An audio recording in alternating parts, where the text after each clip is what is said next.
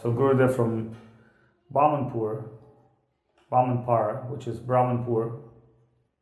Bamanpur is a short name for word Brahmanpur, and that's a very ancient place where so many Brahmins came up. So being a son of a Brahmana, being a son of a Guru, knowing so many Vaishnava songs and cultures since his childhood, he, pretty much had an idea what a Guru is, what an ashram is. But when he saw Sri Chaitanya Saraswat Math, he was really shocked, because that wasn't the ashram he would expect. That was something in a very developing stage. So it was like a hut. And you can sit here, because that part can sit there. Народ, очень трудно разговаривать с колонной, зная, что за ней прячется 20 человек. Ну просто так я говорю с колонной, с деревом Туласи.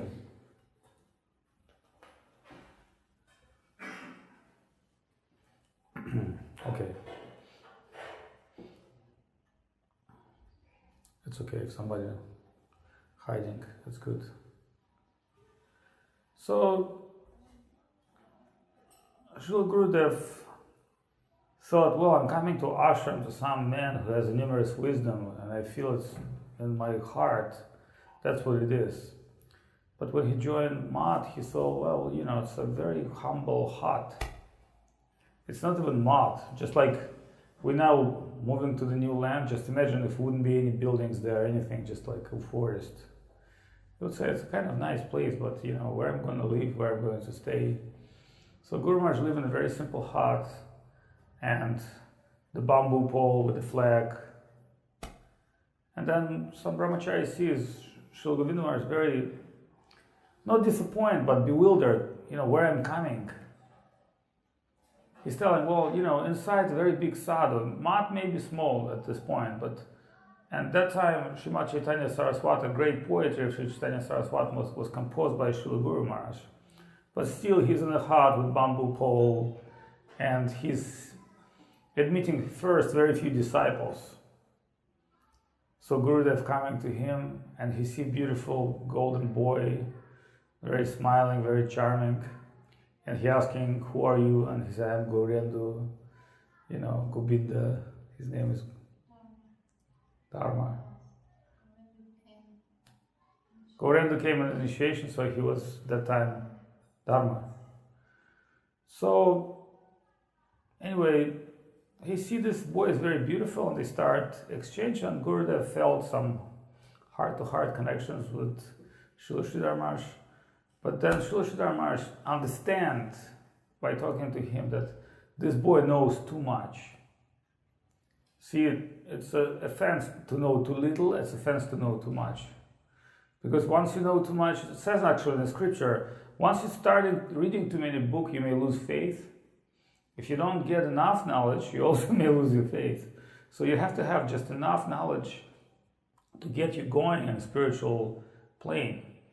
Rupa Goswami said, not too much renounce, not too much, like just a Buddha story, the story about bow or musical instrument. He said, if you tie too much, it will break. If you keep losing, it's not going to play. So it's a very important where the devotee should know he must be at a very service type of shape. He can't have too much austerity because, some people thinking, oh, Krishna consciousness, you should do a lot of austerity, fastings and things. That's not an idea. Like people do in ISKCON, you lie down in your room and you fast. But that wasn't the program of our gurus. So he said to him, it seems like you know so much information about Krishna consciousness and you must be from Guru family. Then at that time, pure Vaishnavism was very rare. So Guru Maharaj, understanding that Gurudev exposed to great things, but he also exposed to the wrong side of the things. And, particularly to children, we say you can't smoke until you're like 16. You can't drink or you can't this, that, until you reach age. So it's a warning for children not to get involved with what the adults do because they don't have proper consciousness. So Guru Maharaj seeing that it can go a wrong way, it always can go right way and wrong way. He said, really, if you want to stay here with me, you should follow two things. Two things I want from you. Number one, you forget everything you've learned before. And Gurudev said, yes. He said, never listen to my mind, listen what I will say. Gurudev said, yes. And that was very difficult. But then later Gurudev said, I was very young and it was very stupid, so I gave too many promises. But finally those promises, the Guru Bhakti saved me. But, we can also find in the scriptures, sometimes you can go against the will of Guru. It's suicidal, but that's what Yamuna Acharya did. When he got initiated, he was already Vaishnava, but he heard as a very great, devotee and great Swami, great spiritual master. And he approached the spiritual master, but the spiritual master said, I can't initiate you immediately. Because I'm not giving initiation to those who are not in proper understanding. I have to see you for 1 year. If you are what you are, then I give you a spiritual connection with my line. So that's called Vaidika Diksha. Vaidika Diksha means it's all by rules, regulations, by the Vedas, qualified student, qualified teacher.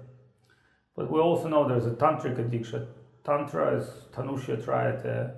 When something gets converted, it's almost like the mystical thing when they say in connection with как ртуть по-английски? Quicksilver. No, it's not quicksilver.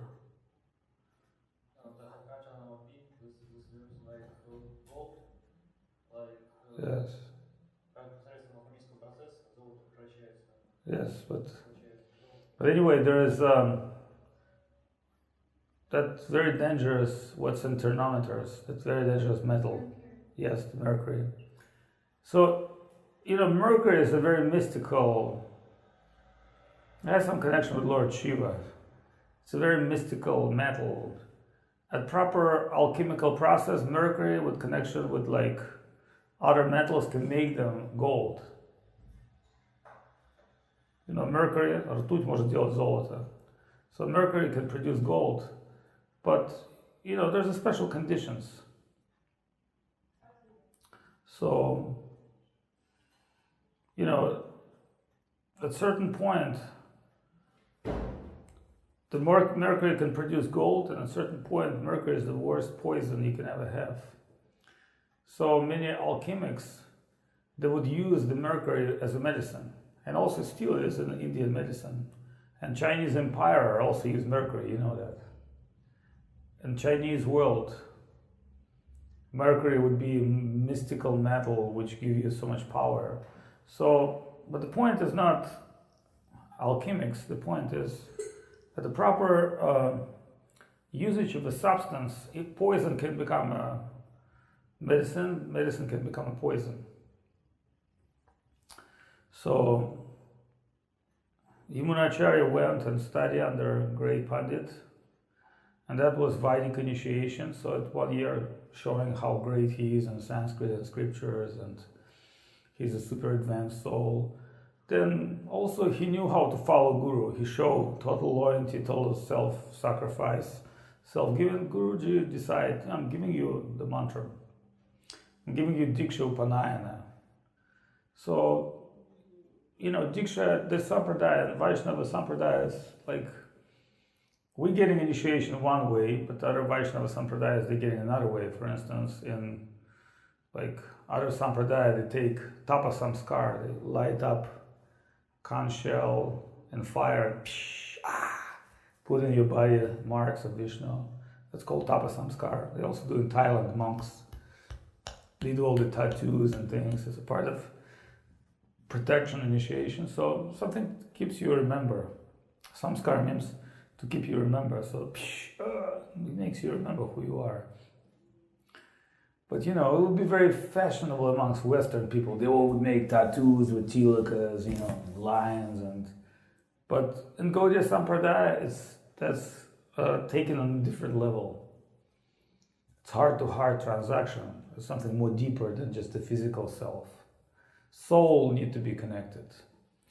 So he's receiving mystical initiation of his master, and pretty much knows that you can't speak the mantra. The master said, you can't tell this mantra to anyone.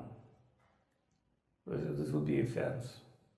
So Yamunacharya receiving this initiation, but he's coming to the marketplace after initiation, starts screaming, people, please all get together, come. And of course, people in the market, different types, the thieves there, the rogues, the bums, the merchants, the common people who's buying things. So they all assemble around him, and he said, I spent 1 year serving my guru so hard, and I received the most precious mantra. Now I will give it to you for nothing. Listen. When he chanted Om Namo Narayana. It's an interesting thing. When you go to South India, I traveled in South India extensively. Some places like Guruvayur, you never see 10,000 in Bengal, or maybe in Jagannath Mandir you'll see sometimes, but you never see 10,000 people staying in line of a temple. But in South India, in Guruvayur, that's a common thing. Whole city is a temple and 10,000 people staying. It's a big shade.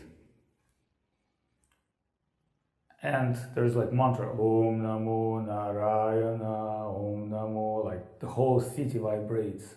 Om Namo, because everywhere loudspeakers, and that mantra is going on, and it's a so mystical place. One of my friends from there, I hook him up, right? But his family used to be proprietors of the whole temple and kings of this area, many thousands of years. But so he spoken this mantra, and when Guru heard, he said, well, you will go for hell. He said, yes, I know, but I'm trying to give this mantra to those who's not qualified. And if I'm going to hell for giving them at least slight benefit, that's a good reason to go to hell. See, in a Vaishnava way, Vaishnava never think, I'm afraid to go to hell. Actually, real Vaishnava think I'm going to hell, but I want to go to hell for good reason. If I can preach there, I can do some seva, then it's okay. Hell is okay, because hell keeps me remember about Lord. See, we always remember that circumstance, that's what makes our characters. Characters relies on circumstance. That's what the drama teachers say. You must go through circumstance, and whatever will not kill you will make you stronger. So, one Vaishnava sage finally went to the hell, and he sees some very ugly place, very bad people, faces, and he saw some asuras, the hell inhabitants,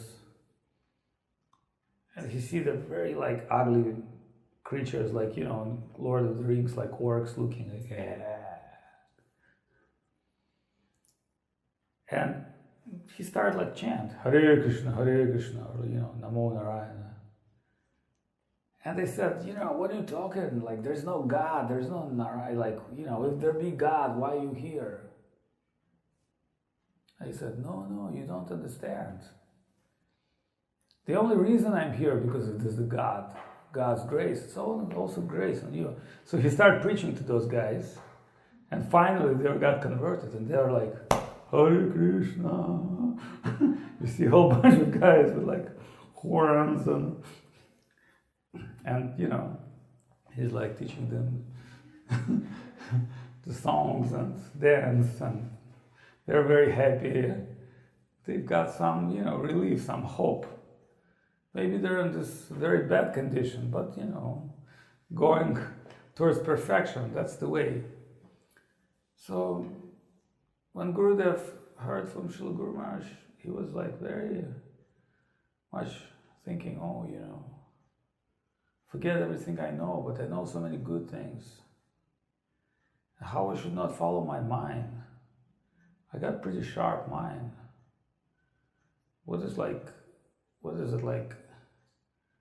There's one story. One guru said to disciple, they're going by, cart, and some books are dropped. And disciple and after 1 mile, guru said oh, where's the books? He said, they're dropped. Why? Well, you didn't tell me to pick it up. You told me only listen, guru. And so, you're not telling me. I'm thinking it's okay. Guru said, oh, you stupid, come back.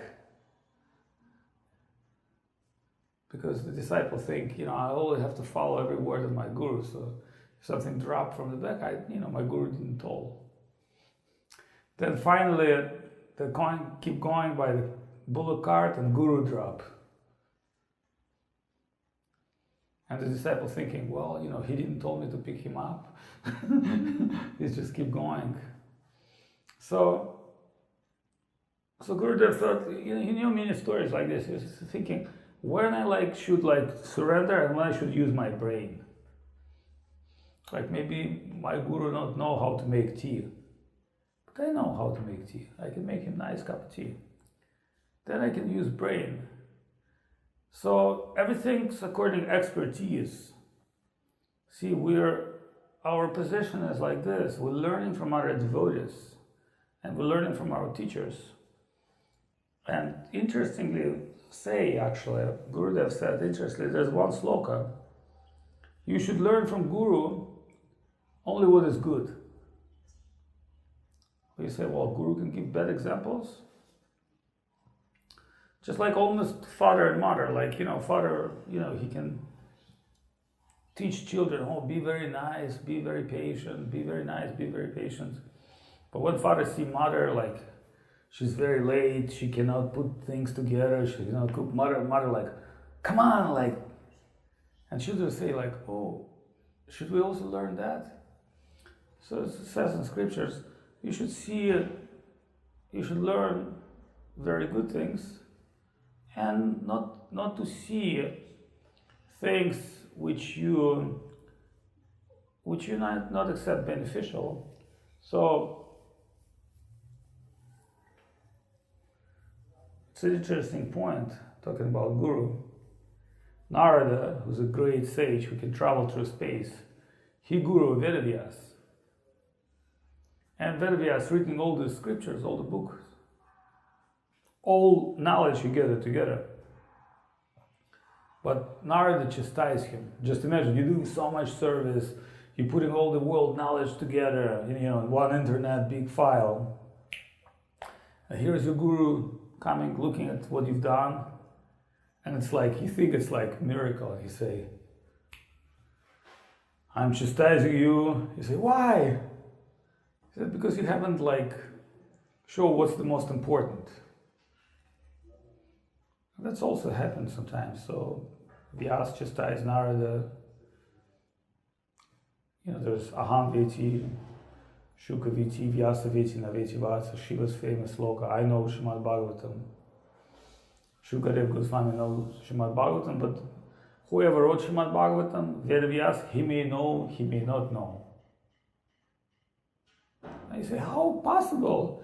Vedavyas, he wrote Srimad Bhagavatam. He not know what he wrote. And Gurudev's pranam mantra was Chintya Achintya Veda Nipunam.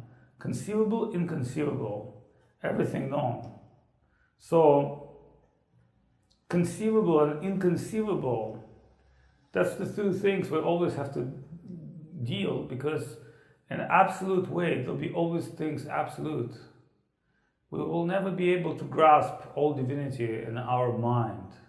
Even in our heart, all the jiva is ultimate part of infinite. It's a very small part of infinite. So there's a very great story about, one Brahman going to Vishnu Narayana. No, not Brahman, Narada. Narada is meeting one Brahman who practiced. And he say, well, when you go to Vishnu, you please ask him how many more lives I have to take birth in the material world. And your guy, some Shudra, Vaishnava Shudra, who's like making some, very menial work. And he said, then, just for comparison, ask how much these guys would need to like take births in the material world. So this Brahman thinking, I'm already liberated soul, I'm such a great man, I have so much books, so much scriptures, and I'm probably already in the spiritual world, but this guy who's like very humble, he says Hare Krishna, but he's doing shoes, like all day long, and it's not as serious.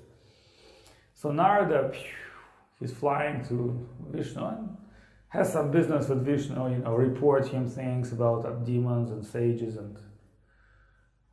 and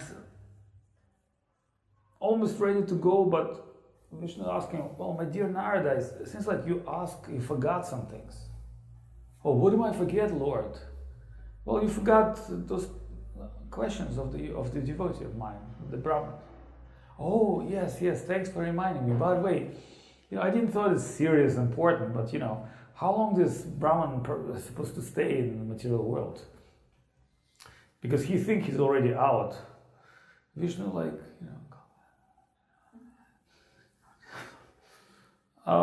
he probably gonna need to take another 3,065,000 births. What? Well, let me calculate again. Maybe 3,060,000, just 60. 3,060,000. Is that okay? Is that really? Is that so? What about that? The shoemaker guy. Oh, he said, this guy already is in Vaikuntha. He said, I can't understand, my lord. I know your ways are mysterious, but this Brahman is like a top guy who knows all the Siddhanta, who's like writing books, and like he's such a great person, and like he has to take so many births, and this Shudra, like I understand he has some faith in you, but is that like, you say, well, and let me tell you why it's going to be like that. You see, I want to show you something, what I'm doing. He takes a needle and put elephant through the needle hole. And Narada see with his own eyes, he's like shocked. He said, can you like show me once again? Vishnu said, of course. Take an elephant nose, put in a needle, like make an elephant coming through the needle. He said the low part is the most complicated. You want to try it? So Narada is like, oh my God, I know you are the mystic power of everything, but this kind of entertainment I never seen before. He said, the reason I'm showing you this stuff, it's actually nothing. It's actually, to you as a Brahman, I don't have to show all these things. But when you talk to this guy in the world, tell him what I've been doing and see what's his reaction. Then you understand. So he's coming back, and the Brahman is, great sage, pranam. Have you seen Narayana? Oh, of course, because Narada is always chanting Narayana, Narayana, Narayana. He said, well, can you tell me how long I have to stay in this world? He said, I'm sorry, it's not such a bad time. Few lives. He said like 5. He's kind of said multiply this few times. He said like what, 50? No, you don't understand. It's actually not 50, it's 60. 3,060,000, thousands of lives are meant for you in this world. I'm sorry, it's not my proposition. If I'll be the God, I'll let you out, today. But it's him. The guy was shocked, but then he said, well, what about this one? He said, we shouldn't worry about this one. He's already liberated. He said, I can't believe you. I don't think you actually, the Narada, maybe you're another Narada. I don't even believe that you travel in the spiritual world. If you're telling this low type of guy already liberated and like next life he's going to see Narayana, and like I am the like learned person with so many knowledge. I need to go for such a long way. I don't believe you. Well, tell me, what was Narayana doing? We spoke a little bit of a business, a divine business, but then he showed me some things. He pulled up the needle and, pulled up elephant and, the back part was a little hard, but, it went fine through. It was okay. And Brahma said, I know you're cheating, my sage. You shouldn't be cheating, actually. It's not possible. He said, well, sorry, I just... it's not here, it's Vaikuntha. He said, still not possible. And now Narada understood why this guy wasn't qualified to go back to spiritual world, because he was not faithful enough. He had Vaikuntha of his own mind. He believed in his own, frame. He had a very square understanding. He had some knowledge, but that wasn't realized knowledge. So this humble Vaishnava man who was, once we talked with Goswami Maharaj, he said, about one devotee, he said, intuitive preacher, who hasn't read all the books. And I like that word, intuitive preacher, because that's a very good mark, actually. That was a very famous devotee, matter of fact, it was Kirtanananda, one of the ISKCON guru who passed away. But he was intuitive preacher, according to Srila Goswami Maharaj. Wasn't so much reading the Siddhanta, maybe did not know all the details or Sanskrit, but had pretty much way of, he had great intuition. He felt what you need to tell at this person at this time. And that may not be the greatest stuff. So you have to understand, sometimes you don't have to tell the greatest stuff. Sometimes you just want to tell what his heart wants to hear. What's in your heart? Not everybody is at a very great level of realizing deep things. Somebody needs something very, very simple and important. And that's what Krishna said to Arjuna. See, Krishna said to Arjuna, let me tell you about philosophy, my friend. No, that was not in the beginning. That was in the end. The beginning part was that he convinced Arjuna that if he does not fight, he's not going to succeed in this world or next one. And at this point, he has a very wrong perception, mundane perception. So Krishna said, how come such a great man like you follow very, primitive, mundane perception? So as Guru Maharaj often would say, genius but wrong. Mundane perception could be genius. Darwinian theory, the big string theory, the big explosion theory, that's actually a genius. Because it has some truth. Communism is a genius philosophy. It has some truth. Everything was observed people's mind. It has some truth. But Srila Bhaktivinoda Thakur, it's a very interesting book he has, Tattva Viveka, called Identify the Truth. Learn how to identify truth. If you don't know how to identify Chinese tea, you'll get cheated. So you say, if you're Russian, you go to China, if you go to a restaurant, what kind of tea would you like? Green or black? Black or green? You say, can I have puer, raw puer? What? 5-year-old, 10-year-old from this province, from this tree. So it's a mundane of thinking, I only know 2 tea, black and green. But if you go to China, you lose with this proposition, because whatever you think is black is actually red, and whatever you think is green, it may not be green at all. So, just with the same, but you'll be convinced. See, the problem is, if you're from a place where there's like black or green, which is Western world, you'll be convinced you're like the greatest, experienced person. Then you'll find millions of different flavors of tea. So when we will go to India, we'll see there are like numerous scriptures. As a matter of fact, Ganga floating, every drop is a scripture. So then you say, well, I can't believe how many holy people, I can't believe how many temples, I can't believe how many gurus, and I can't believe how many concepts.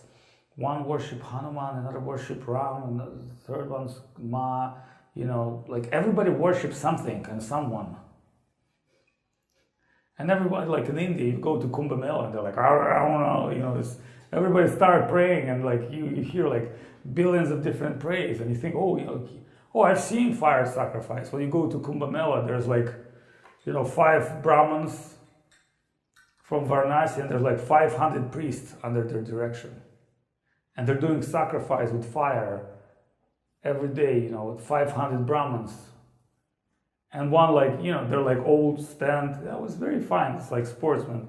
Everyone stayed by Yagya Kunda, and then Chief Brahman say like, sit down.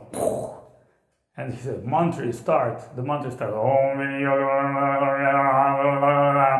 Swaha, swaha. There's 500 people at the same time. I'm sure Chinese would love it.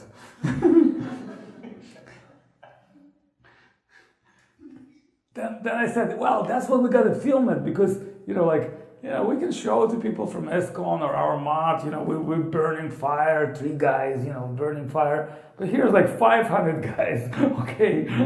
There's like mantra, there's one guy chanting mantra, another one's doing like, all the mystical things. The third one just makes sure everything's okay. The Brahmins are coming with like wood, and they're like 500 priests and 100 assistants.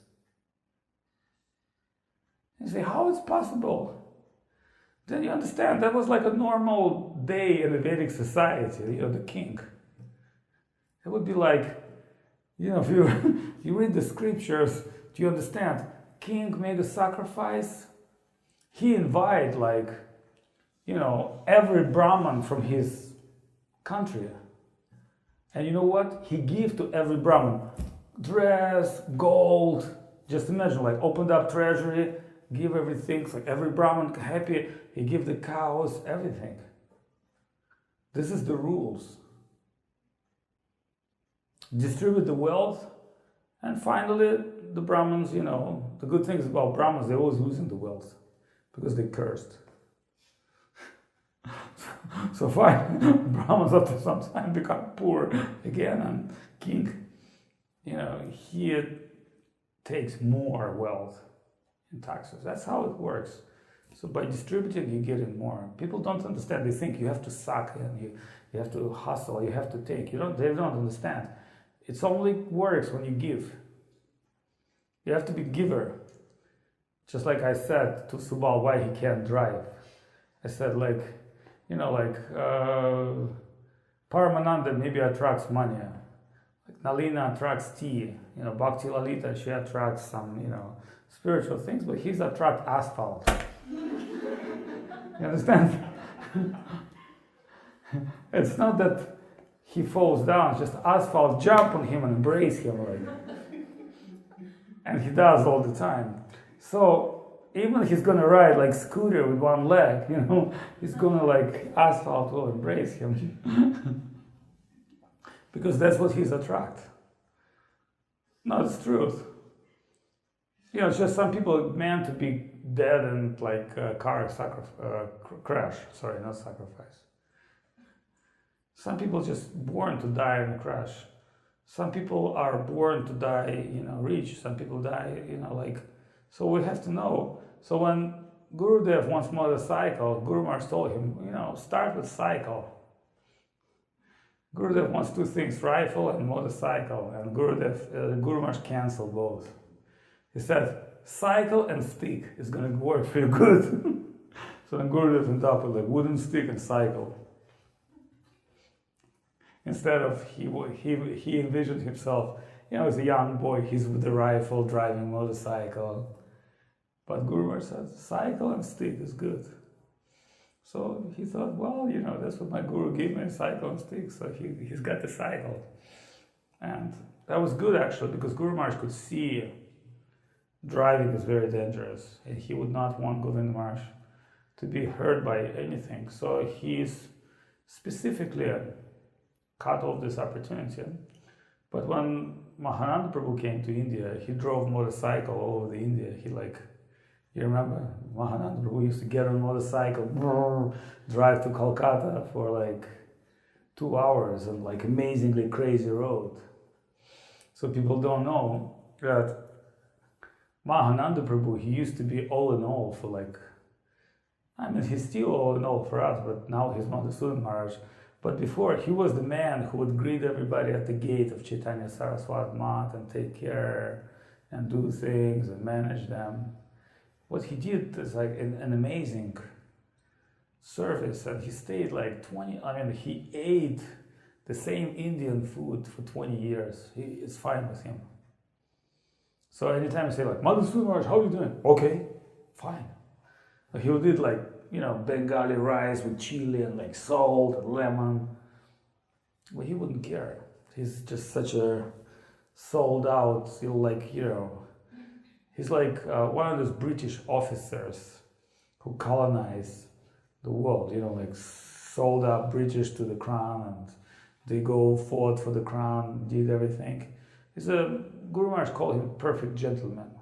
He is actually a perfect gentleman. So, he was very,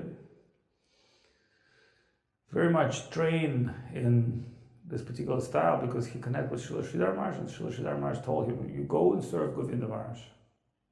He said, yes, sir. And he served Govinda Maharaj from day 1 to day 0.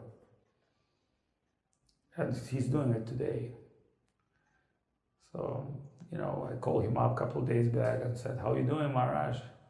Oh, he said, Purji is here, his wife is here, the devotees from he's doing it in Vrindavan, he's managing.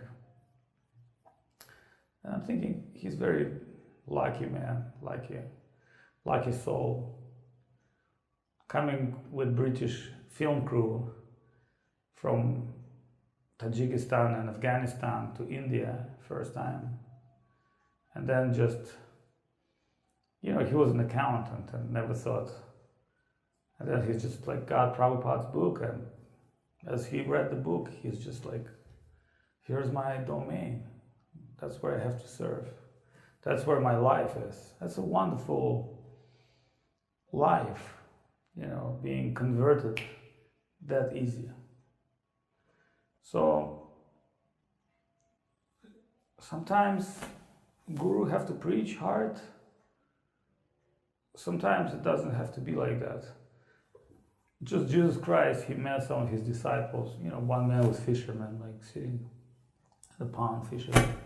And Jesus coming, looking. The guys fishing. And everybody who fishes as a child thinks sometimes it's really cool stuff. But sometimes it's total suck. You can spend for years no fish. So Jesus Christ coming to the guy who's fishing. And he said does that make you feel good? He said, yeah, my wife, my wife and home. I really feel peaceful here. I really feel that's very relaxing. I said, yeah, I really like to, do this fishing thing. He said, I don't have anything to do. Well, will you have any proposal? And Jesus Christ said, well, how about join me and become my brahmachari, and you become the next guru of the universe.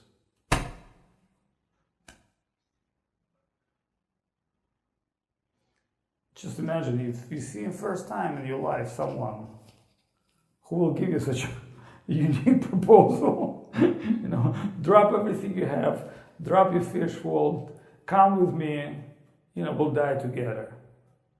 Or we have the world. requires some sukriti. So, this grace with Saint Paul, right? Or Peter. Who was the fisherman? Peter? No, not Andre. It's Peter. Peter or Paul. Someone was fisherman. One of the very first disciples of Jesus Christ. So it happens like this, but then you really understand why, only 13 disciples he had, so many followers. So that you can understand how from follower I can become substantial disciple. Because when somebody asks Gurudev, they ask, "Oh, Srila Govinda Maharaj, how many disciples you have?" And Gurudev said, "No, He said, I gave beads to many. But who is my disciple? That will be seen in time." Gurudev's answer was wonderful. I gave beads to many. If you can ask me beads, I'll give it to you.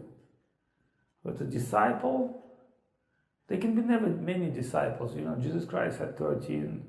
Srila Govinda Maharaj, I can name Bhakti Lalita, Krishna Kanta, handful. They're like intimate disciples, they're like good disciples, there's like bad disciples, or they're disciples, formal disciples, or, remote disciples, but Gurudev would not discriminate. He would treat them all equal. They were not equal, but Gurudev would try to, even those who were more far away, try to give them more attention. So, when Srila Govinda Maharaj came to Srila Sridhar Maharaj, he said, well, not to follow your mind and forget everything you know. And see, it's easy for us to forget everything we know because we don't know anything. So for us, it's very, very easy. Maybe you've read book of Rajneesh, or you may have read of some, Buddhist monk book, or, yoga book. You probably have read few books, but it's easy to forget them because you don't remember them anyway.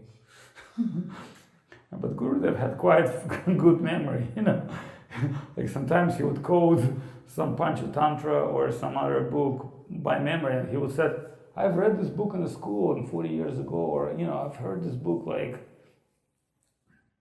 So, to conclude our lecture tonight, it's require some sukriti, it's require some sincerity, and it's require some, very special way to, it's called sumedasa, to understand what's in your domain, what's in divine domain, and how you should serve properly. Krishna said, Tadvidhi pranipatina pariprashnena sevaya uparikshantiti jnanam jnaninas tattvadarshanam. Pranipat pariprashna seva. Inquiry, dedication, respect, and service. These all three things, will afflict your mind. So you have a very good mind, but mind is very difficult to control, and mind is very tricky. That's why many times Gurudev called me creative crazy. He said, this Maharaj, this crazy, this Maharaj, that crazy. And when they said, what about Avadhut Maharaj? He said, creative crazy. But I'm happy because, many of the crazy ideas I had worked. Somebody could say go to Thailand, opened up preaching center. It's a crazy idea, We, the old Thai people, don't accept Krishna consciousness, they follow Buddhism. But that's a crazy idea, but I don't think so. I think if we do it right in Thai, if we just do it right, we can have both Western, Indian, and Chinese and Russians, because everybody come here. So once I said to Gurudev, I want to open preaching center in Goa. He said, why? I said, because everybody goes there. Everybody goes there for nonsense. But, we can change the sense if you know how to do it. So when we were thinking about Thailand, my idea was islands, like Koh Phangan, because I know all kinds of young people go there for islands. Full moon party, draining drugs. But then I thought, well, islands is good, but you can't work with the internet, you can't produce media, you can't produce films. So then we thought Bangkok, because many Indians in Bangkok, it's a great transit station and it's a big city. You can have a huge. But then we thought, well, Bangkok is kind of a good place, but you'll get many traffic counts. Traffic means somebody's just coming over through India. You become like a base station. That's also not so good, because the seriously in army rules. And here's what the army rules. When great samurais would go to, let's say, Korean War, they would go with the vessels, with their ship, and the great commander say, stop. So they would attack and get the ships on the ground. And then he would say, break the vessels. People say, why? He said, break the vessels because you whether come back as a hero or you're not to come back. So it's one of the important rules of war to put your army. It's actually a Chinese book of art, War of Art, War, famous Chinese book. And the way this book starts is a famous Chinese general. He talked to empire of Chu Kingdom, I think it was Chu Kingdom. He told him, well, we have a big, huge enemy who can attack and destroy us, but we can destroy that enemy before. And the Chu King said, how can we do it? Our army is like 20,000 men, and their army like 100,000 men. And the Chinese general said, it doesn't really matter how big your army. It matters how well your army trained and how much is dedicated. And he said, I can make anybody as a soldier and train army. And the empire said, yeah, everybody tell this to me. Can you prove it? The general said, yes. He said, you see this Chinese woman? They're serving in the palace. I can make them soldiers. How many you've got? 100? Then the empire said, if you make this 100 women soldiers, I'll make you general for the whole army. How about? He said, deal. So he said, but you have to tell to your ladies that they should clearly follow my command. So the empire called up all the ladies and said, well, from now on, you are under this man's instruction. And this man came and said, ladies, I have a good news for you and bad news for you. The good news, you're soldiers of empire, army of empire. The bad news, you follow soldiers' rule, and if you not obey them, well, you die, you're dead. So women wouldn't took him seriously until he chopped 2 women's heads. After he chopped 2 heads off, everybody got very serious and very focused, and everybody started training every day. Whoever did bad got beaten by sticks, and this, the kingdom, the palace women, within 3 months, they become hardcore soldiers, killers. So the time came to test. And the general said, look, we have 300 men who's taken as hostages, soldiers, professional soldiers. I want to show my army to you, my king. Let this 100 women fight against 300 men, or whatever, 200 men, something. And he told to this woman, if you defeat them, you'll be alive. Otherwise, they know if they defeat you, they'll be set free. 100 women killed 200 men. And very few women got killed. Because nobody took them seriously, number one. And number two, this general learned them, trained them how to work together. See, this is important things, is to teach people how to work together. Everybody's doing great, like I've seen many, without criticism, I've seen many good American guys or Australian, like Sadhu Priya, Manu Krishna. And I told them, you're great on your own. But army is never one man.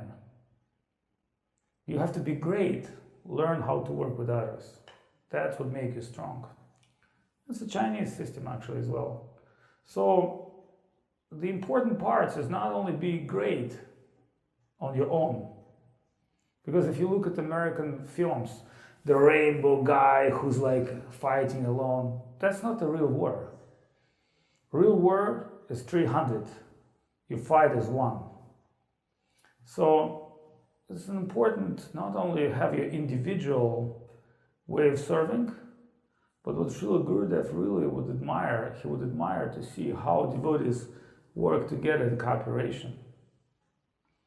And that's what we should learn. And then we become an army who no one can conquer. And that's why, we have here people like Bhakti Valita, and other senior devotees, because we should learn how to work together on every level. Level of puja, level of kirtan, level of cooking, level of participating in film projects, and then we'll be unconquerable. We'll be very small in numbers, but we'll be very effective. So finally, this general win the war.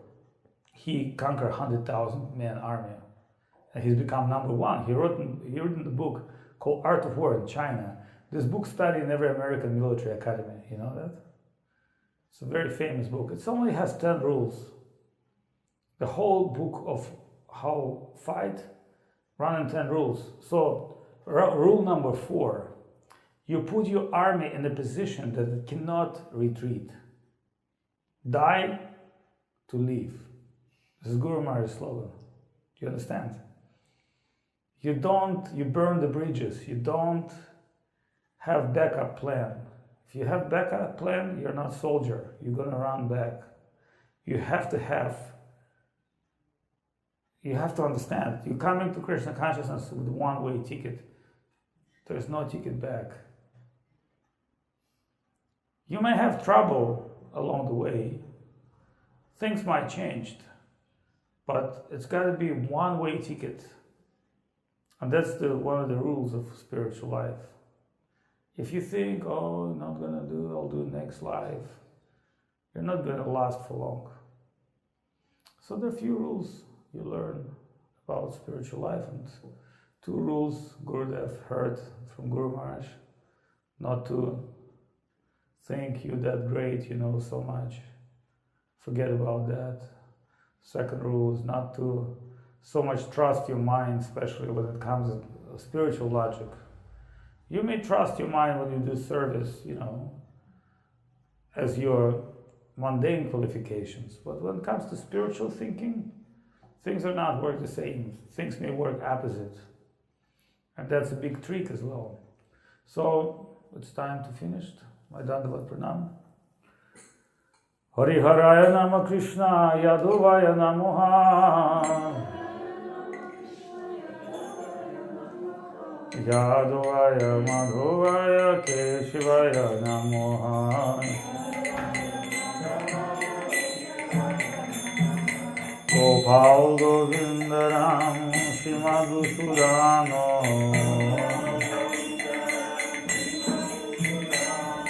Gopal Govindaram Shimadu Sudhano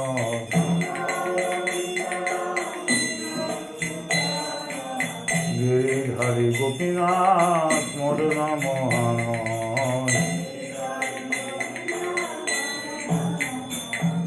Shri Chaitanya Nityananda Shri Advaita Chandra